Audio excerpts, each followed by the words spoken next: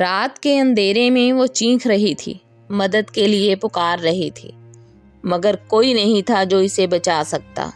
اس کے ہاتھ سفید چادر میں لپٹے ہوئے تھے، آنکھوں میں آنسو اور دل میں خوف۔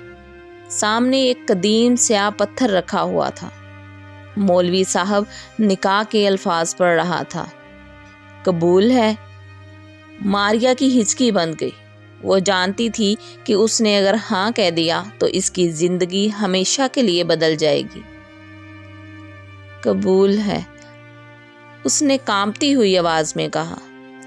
یہ کہنا تھا کہ قبرستان میں تیز ہوا چلنے لگی، درختوں کے سائے ہلنے لگے جیسے کوئی چھپ کر دیکھ رہا ہو، اور تب وہ پتھر آہستہ آہستہ حرکت کرنے لگا۔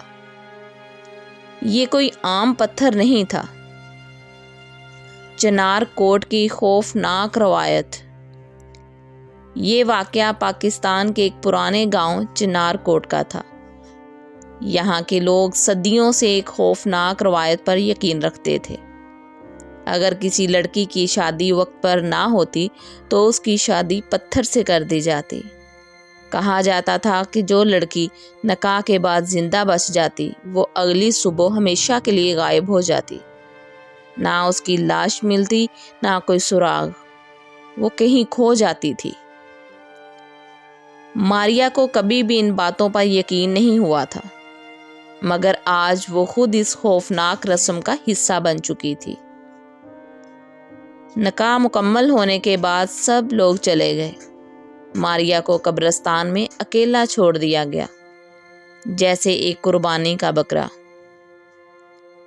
یہ سب کچھ جھوٹ ہے، اس نے خود کو تسلی دی، مگر اس کے دل میں عجیب سا خوف تھا۔ وہ پتھر کے قریب جا کر بیٹھ گئی۔ چاندنی رات میں وہ چٹان عجیب سی لگ رہی تھی، جیسے اس میں کسی کا چہرہ نظر آ رہا ہو۔ ماریا نے گھبرا کر دوسری طرف دیکھا، مگر تبھی اسے محسوس ہوا کہ اس کے کان کے پاس کسی نے سرگوشی کی ہے۔ تم میری ہو۔ پتھر کی آنکھیں کھل گئی۔ ماریا کا خون خشک ہو گیا۔ اس نے ہمت کر کے پیچھے مڑ کر دیکھا، مگر وہاں پہ کچھ نہیں تھا۔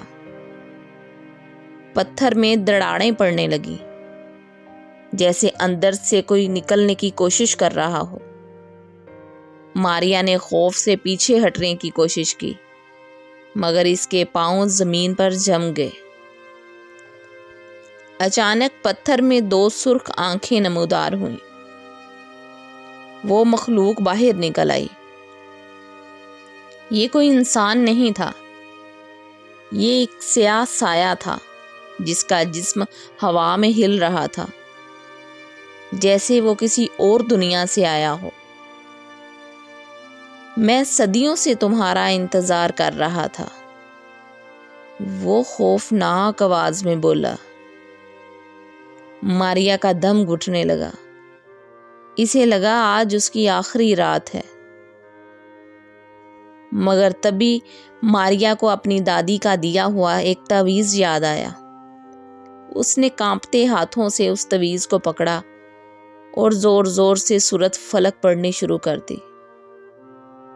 وہ مخلوق زور زور سے چیخنے لگی، اس کا جسم دھواں بننے لگا۔ پتھر بھی ہلنا شروع ہو گیا، جیسے کچھ ٹوٹ رہا ہے۔ نہیں، یہ ممکن نہیں۔ تم نے مجھے آزاد نہیں کیا، تم نے مجھے مٹا دیا ہے۔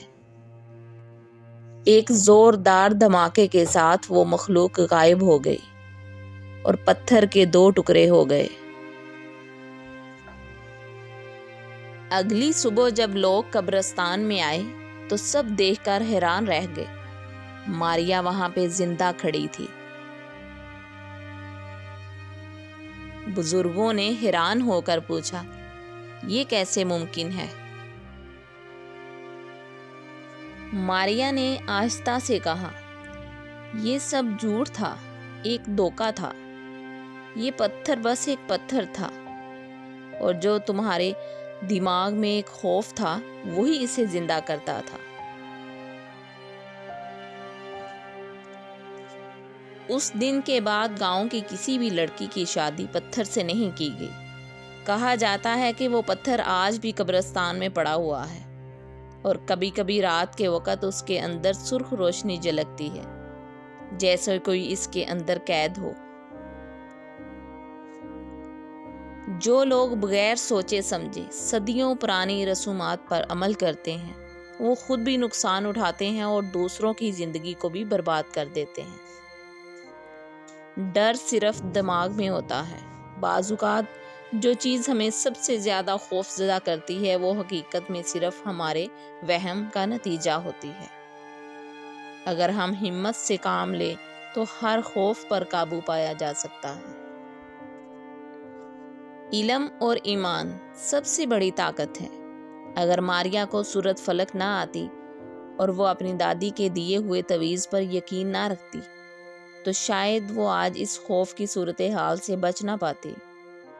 علم اور سچا ایمان ہر مشکل کا حل ہوتا ہے۔